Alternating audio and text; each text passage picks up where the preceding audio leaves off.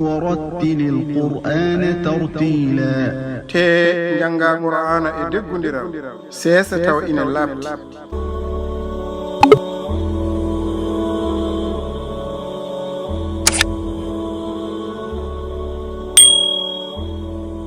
وما كان المؤمنون لينفروا كافة فلولا نفر من كل فرقة منهم طائفة ليتفقهوا في الدين ولينذروا قومهم إذا رجعوا إليهم لعلهم يحذرون لا تنتاكو hananta gonɗinɓe ɓe nde ndiranta jaltata kañum en kala wadde ko hadi pellel e kala fedde iwa he mumen goomuyel ngam janga feɗɗitaare he diine o e kadi ne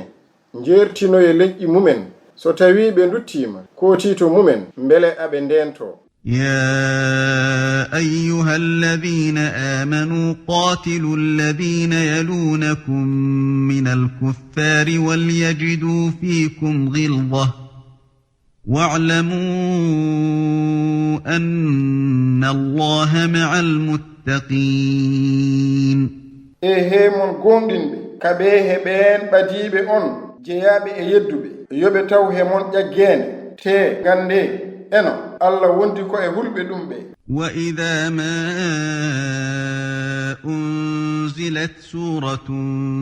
فمنهم من يقول أيكم زادته هذه إيمانا فأما الذين آمنوا فزادتهم إيمانا وهم يستبشرون so tawi tan simore tellinama ina waɗi he maɓɓe mo ina wiya holi e mon mo ndeɗo ɓeydi ɗum gonɗingol wadde ne so tawi ko ɓen gonɗinɓe ɗum ɓeydi ɗumen gonɗingol te kamɓe aɓe belto وأما الذين في قلوبهم مرض فزادتهم رجسا إلى رجسهم وماتوا وهم كافرون so tawi ko ɓen ɓe ñawwon nder ɓerɗe mumen tande ɓeyda ɗumen tuundi yantude e tuundi mumen ɓe maaya tawi ko ɓe yedduɓe أولا يرون أنهم يفتنون في كل عام مرة أو مرتين ثم لا يتوبون ولا هم يذكرون mbele ɓe jiyata eno